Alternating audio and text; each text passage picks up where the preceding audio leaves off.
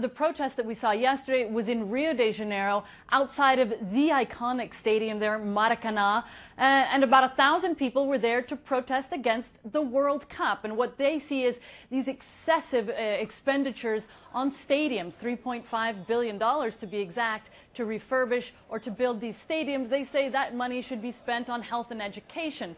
But that's just the latest in a string of protests we've seen across the country. The most violent and the biggest have been in Sao Paulo and Rio de Janeiro. Police have repeatedly brought out the tear gas, rubber bullets, which is not an entirely common occurrence in Brazil.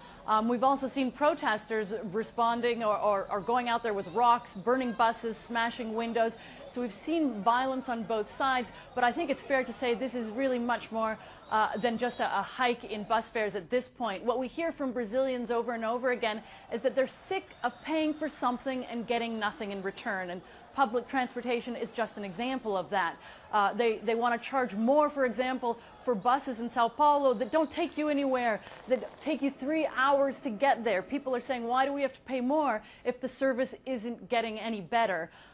People are also talking about taxes. Brazilians pay very high taxes, and they're complaining about political corruption, huge salary increases that the politicians are giving themselves. So I think this is really about accountability at this point.